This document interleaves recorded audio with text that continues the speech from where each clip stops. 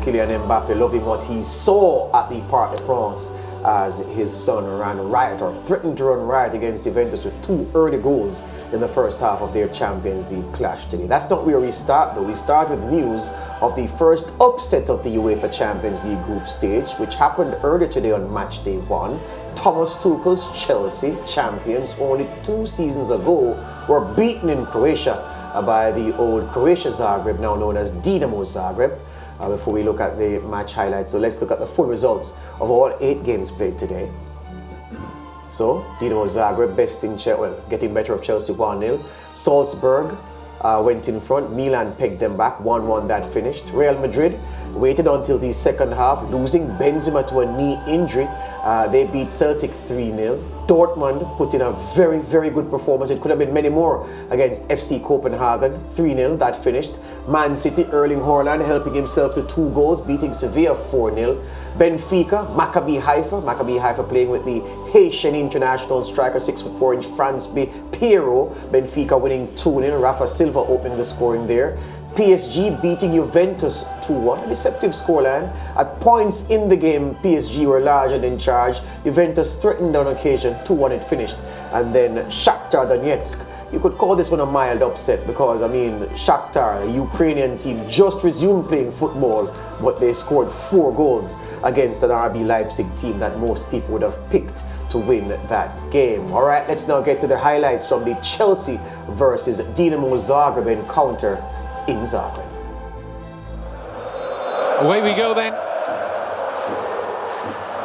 Chelsea in their chain strip of all white.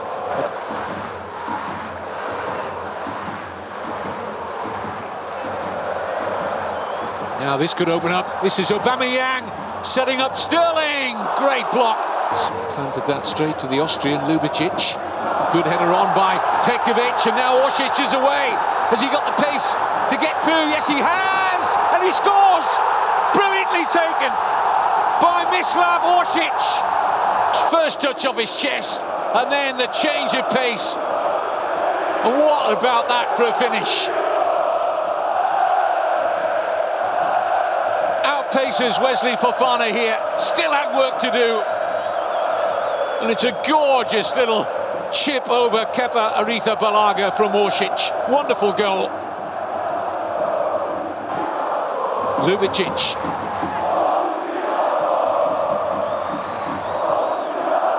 Misic working it forward. Decent try from Ademi. Got plenty behind that. Kepa forced to make the save. Crossing by James, a beauty. Right across the face and no takers for Chelsea. Jorginho. Fofana to James. Reece James again, hits the post. Well, this time Livakovic was beaten. Snapshot from Reece James, cannons back off the post. In by Jorginho, brilliant save. Ziyech denied again, but he was offside on the rebound, but the initial save from Livakovic was outstanding. The 8 additional minutes are almost up. One last opportunity for Chelsea. Fofana, got to get about it quickly here. Jorginho, facing the wrong way. Referee with whistle to mouth, and it's all over. One of the greatest results in their history. Well, they produced one of those 2 seasons ago with that 3-0 comeback in the Europa League against Tottenham after losing the first leg 2-0. They also won at West Ham recently in Europe. And now they've claimed another English scalp, that of 2-time Champions League winners Chelsea. This is why those who criticize the plans for the European Super League say you don't have these stories in that competition. The small teams beating the big boys. Dinamo Zagreb, 22 times champions of Croatia, taking down the 2-time Champions League winners. Well, let's welcome Barbados international Nick Blackman Nick played for several English clubs, most notably Reading, where he made 103 appearances between 2013 and 2016. He's our analyst today. Nick, welcome to the SportsMax Zone. Welcome back, I should say. Thank you very much for having me. Good evening. Good.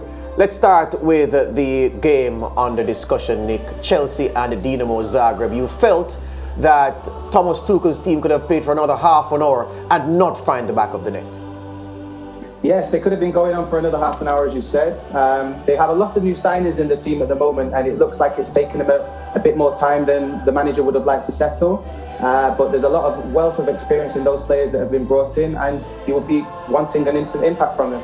Nick, let's analyze the goal scored by Dinamo Zagreb, because it was a pass from the back. Petkovic headed it on and right into the path of Orsic. His first control on the chest trap was immaculate, and then it was off to the races. And I'm wondering if the defenders weren't aware of the danger to at least try to foul him from he was in his own half. I know it's easy to say here, but these guys are top professionals. Wesley Fofana ought to know, Nick, that the further they run, the more dangerous it is for him to pull Orsic down. So I've seen players in this position in the past foul early because they realized the danger. I don't think Fofana sensed the danger until it was too late. No, I agree with you. I don't think Fofana has sensed the danger there. It's an old school Route 1 ball, and it's caught Chelsea out at the back. And also, I think the striker's pace has also caught Fofana out, and he's not managed to recover because the striker is actually quicker than him. He's been smart in terms of getting his body across and taking Fofana a little bit wider, and it's given him that extra bit of space to get the finish off, which was a fantastic finish. Yeah, I was going to ask you about that, because we should give maximum marks, Nick, for the run, but then the finish, how high school was that? Because he may have had many options in his mind as he bore down on goal, but to fool Kepa and to fool the defender into where he was going, I thought that was a very, very classy finish applied at the end of that play. Yeah, definitely. Well, he's a man who scored many goals. He's scored 20 plus goals in the last 3 consecutive seasons, and with scoring that goal this evening, he's become the European all-time top goal scorer for Dinamo Zagreb. Yeah, and Nick, Pierre-Emerick Aubameyang, the discussion point coming into this match, what did you make of his performance in a Chelsea shirt? I thought he was overall quite quiet. He had an opportunity in the first 5 minutes where he actually tried to square a ball to Raheem Sterling, should I say.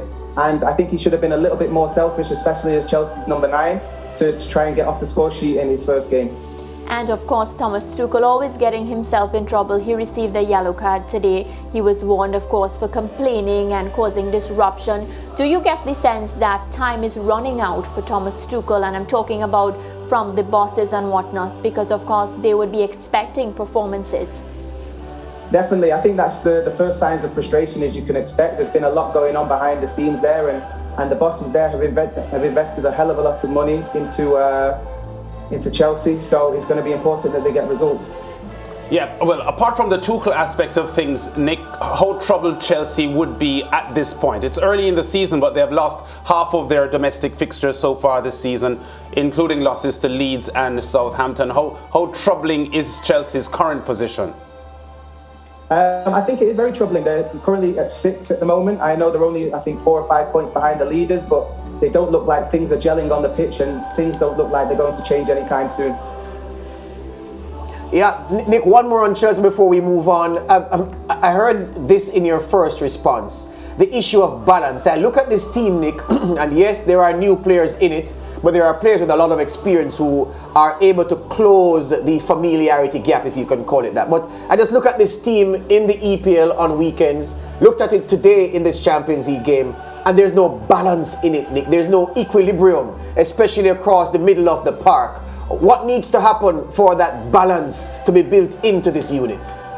I think it's about the coach gaining trust and having his thought out 11 and the 11 that he's going to go with. At the moment, he's got Chilwell at left back and also Cucurella, who they've spent a lot of money with from Brighton. They're both transferring and swapping all the time in the left back position, so he's not sure on that as well. And also you have the situation with Kai Havertz, who 1 minute he's playing down as a striker. Now, today he was put out at right wing when he's actually a number 10. So you need to also be looking to get the best out of your individual players. Yeah, Chelsea having some problems there. All right, let's move on. One of the big clashes of the opening day was PSG at home to Juventus. It was a match that was much ballyhooed Did it live up to the hype? Anthony Taylor of England blows his whistle and off we go. Over the years is that they've passed it too much without actually getting it forward into good areas in the Champions League. Here's Mbappe. He'll give and go with Neymar. Explodes and scores. Exploded in terms of pace. And within 5 minutes, PSG lead Juve. That's a top-class finish and a brilliant goal. And they've had all the play so far. Cuadrado with the ball in. There's the danger in the air of Milik. And a fine save from close range. Tapped out by Ramos. Back in but wide this time. The incomparable Verratti. No one quite like him in French football.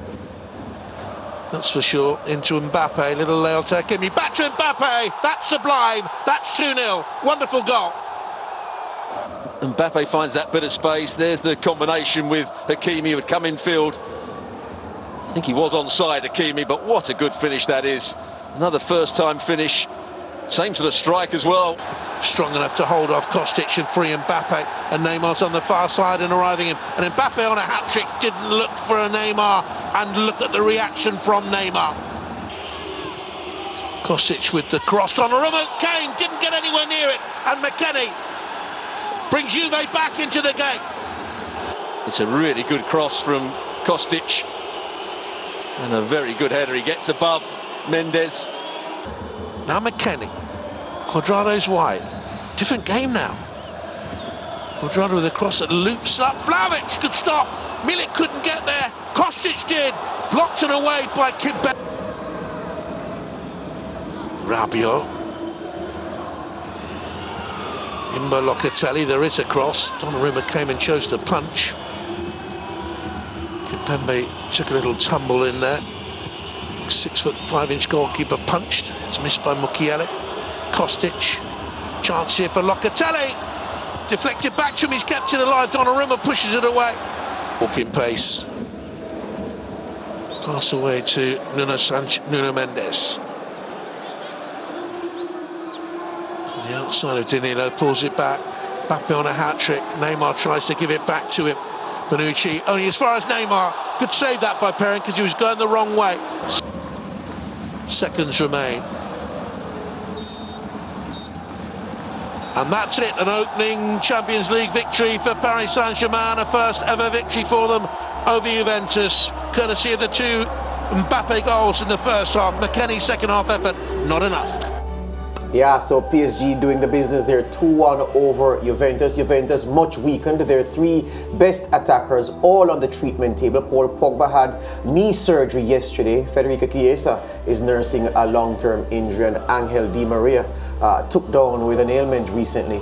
So none of those players available to Max Allegri, which is perhaps why Juventus didn't make a more concerted effort at going for the win. That said, it was still a good game. Nick, the combination between Mbappe and Neymar for that first goal, a thing of beauty.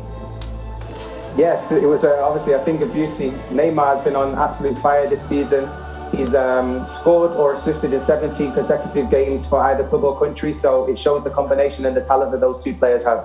Yeah, and the second goal, the link up with Hakimi at right back, Marco Verratti orchestrating the play. This is the scoop once again, and for those who didn't see it first time, almost telepathic understanding between them. And Mbappe, his pace is such that even if the defender read where he was going to go, to move with him and to keep pace with him is a totally different story. The second goal, Nick, with Verratti and Hakimi, and the first time finish from Kylian Mbappe, another good combination, and it shows that play showed players in perfect harmony, in very good form and in very good confidence, Nick. Yes, exactly. It showed that Hakimi has brought them a whole new dimension there, playing on the right with his speed as well. And with Mbappe, as you touched on, his speed is unquestionable, probably the fastest player in world football at this moment in time. So that will always create space for other players who are on the ball, and he will obviously get opportunities from that. Nick, I never thought I would see the day or discuss the day when Messi would be a supporting character. What did you make of his performance today? Overall, I thought he was quite quiet, but I think that's notably how he's been playing the last couple of seasons. He's always dictating, but obviously he's not managed to get himself on the score sheet or assist this evening, which is unusually like him, but he has got so much talent in his locker, and everyone's seen that over the years. So I wouldn't be surprised if you see a lot more of that. Yeah, and just one more on Kylian Mbappe. You know, coming into this season, everybody was saying that the amount of trust that was vested in him, of course, the amount of money that was vested in him, we expected to see a player like a Brat who was, you know, not doing well. But I get the sense that, you know, this is working in his favor, and we're actually seeing Mbappe as a leader. Yes, most definitely. I think he started the season off in absolutely electric form.